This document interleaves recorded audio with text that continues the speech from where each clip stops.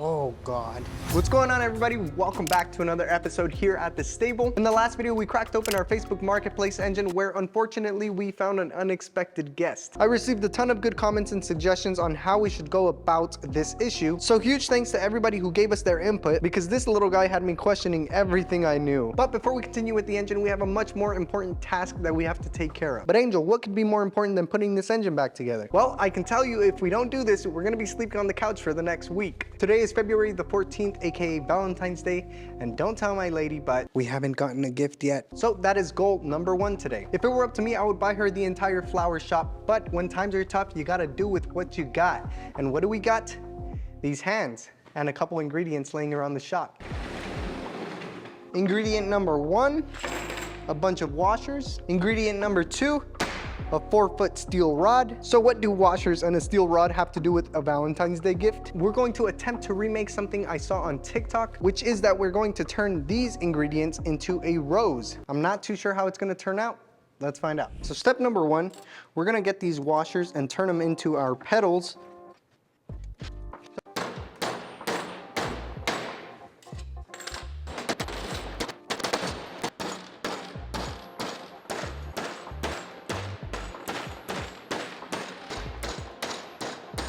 All right, now we have our petals. Time to bust out the fab table.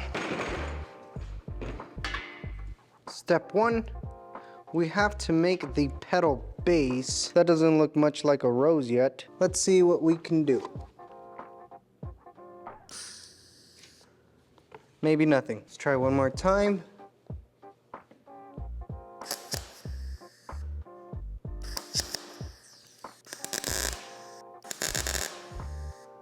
All right, so we got these three welded up. Let's keep going. To be honest, I'm not too sure how this is gonna come out.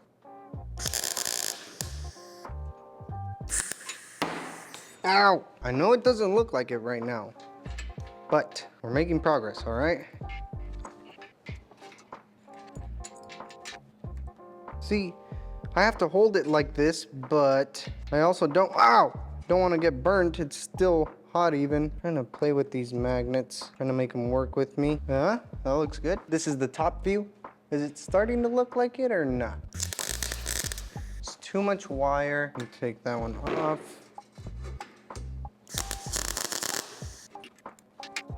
I hate holding while I'm welding, but there's no other choice here. Whew, smells like bacon. Or is that me that's burning? Okay, it's starting to take shape. Wow. Scared me. I'm having issues with the grounding of this weld because I have the ground hooked up right here to the fab table, but with this thing just kind of floating around there, it's not getting a good arc. So we're gonna use one of these big old clamps. I'm gonna try to hold it with some pliers and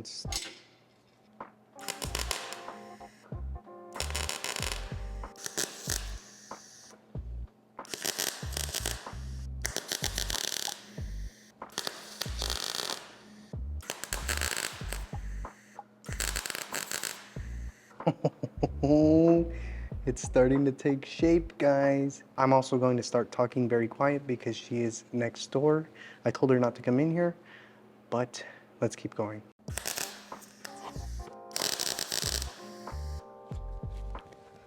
Oh, it's hot.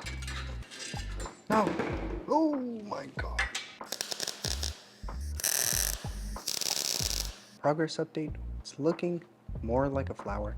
I kind of went a little crooked on this side. I also only have 3 of them left, so let's finish this up.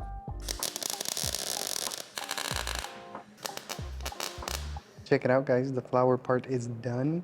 It's a little rough around the edges. It's not a perfect rose, but we're not done yet. We got our stem. We're still not exactly done though.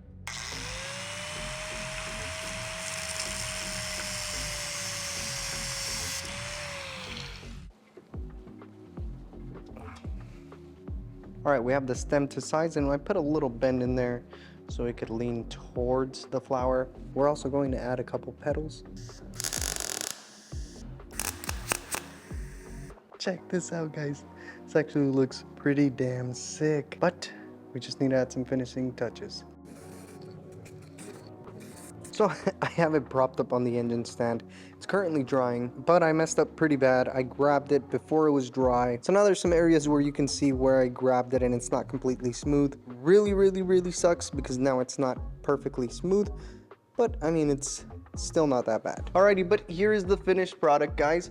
I already showed it to her and she absolutely loved it. All right, so now that we have priority number one taken care of, now we can focus on the other number one priority. But if there's one thing I can't do, it is work in a dirty shop. So let's get it taken care of.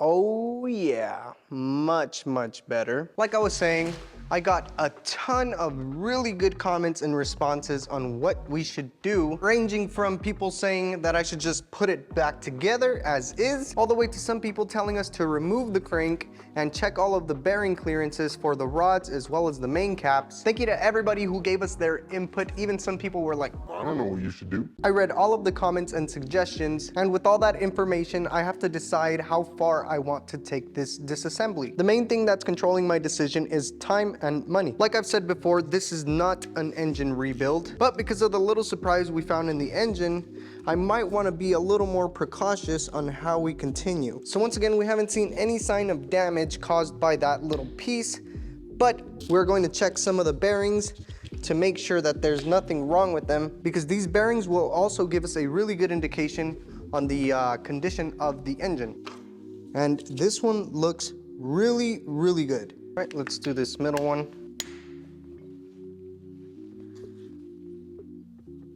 Ooh. It's not looking that good, guys. It's not looking that good. You can see right here a bit of the discoloration that's going on, as well as right here you can see a bit of a like scoring or a chunk missing right there. Yeah. All right, well, let's keep going, I guess.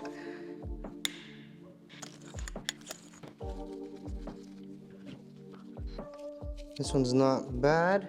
So far we have two good ones and one questionable one. So let's keep going. Come on. All right, this one's not that bad either. Okay, one last one. Let's see what we got.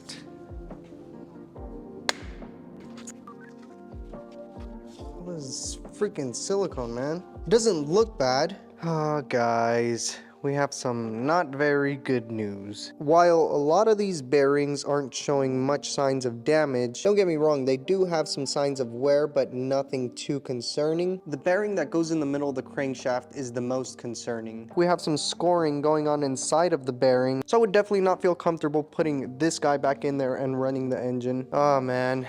This sets us back quite a bit. Here I removed that really worn bearing, but luckily there is a part number on it, which you can see the measurement, which is 0.01 on the size of the main bearings. I had the gasket kit ready here to start resealing this engine. Oh man, but clearly that's not going to happen today. Oh man. This was not in the plans. All right, so after spending the last hour dwelling and debating on what our next steps are, we are going to continue the disassembly. All of these bearings are not exactly terrible, but this thrust bearing having those scores in it does cause greater concern, which leads me to want to further disassemble this engine, because we still have the other half of the bearing in there and we have no idea what that looks like.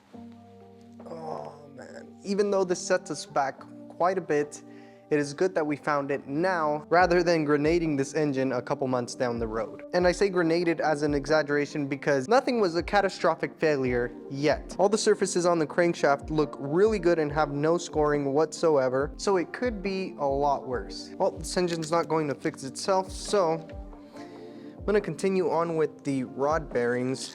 I think I jinxed myself in the last video saying I wasn't going to take out the pistons. Now look at us. Oh, the bearing just stayed on here. This bearing does not look bad at all. Now the piston comes out. The other half of the bearing, however, looks a little more worn here. You can see some of the bronze coming through right there, as well as some of this, you can see more of a wear spot going on here. Next one. The lower portion of this rod bearing, same as the other one, looks pretty good. Oh God, that's not good. Cylinder number 5. We can start to see a bit of excess wear going on right here towards the center of it, but overall not too bad. And if you look past all this carbon buildup going on here, you'll see a big 0.040. So that gives us the size of the pistons that they used. On the listing when I bought it, it said it was 0.030. So yeah. Next up, cylinder number 2. Bearing also doesn't look too bad. This one has about the same wear pattern as the last one.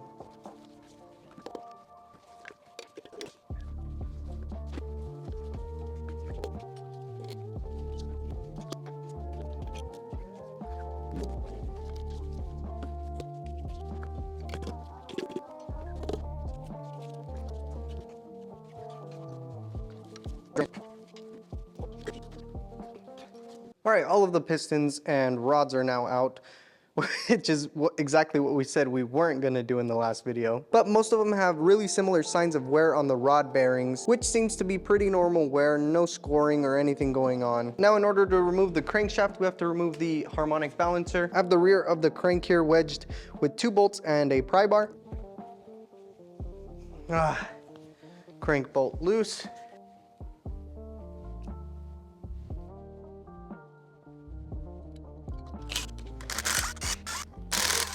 I'm going to try to keep all the bolts in the same holes because most of these are a different length and it gets annoying to try to figure out which one is which. All right, there's the timing set. All right, now this crank should be free. Oh God. And now we could also look at the other half of the bearings. Most of them looking really good, surprisingly. I was expecting a little bit more wear and tear on this middle thrust bearing, but there's not too many signs of anything funny going on. Definitely not what I was expecting to see in the engine, nor what I wanted to see. But before I forget, I did promise you guys that I was gonna do something in this video. That something being, we have to add all of our new members.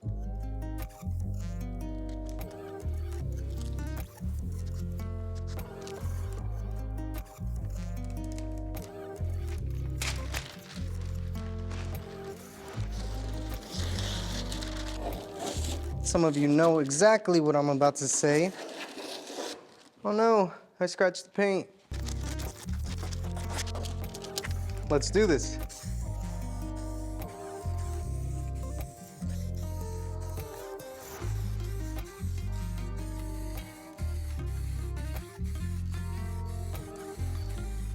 By the way, I'm painting it with some anti-rust paint, so technically, we're protecting the car.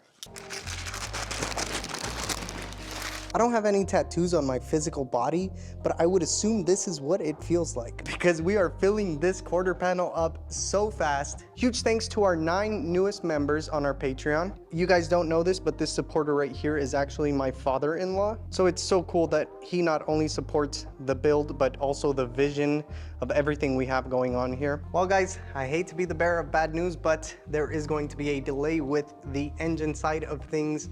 But it has to get done, so. But on the bright side, that just means more videos for you guys. Although it is not what we wanted to see, at least we know that there is no catastrophic failures in the engine or no broken pieces, so that's good. And just a reminder, we're probably gonna be able to do one more batch of names before we get the merch design finalized. But with that being said, thank you guys for watching, and I will see you on the next one.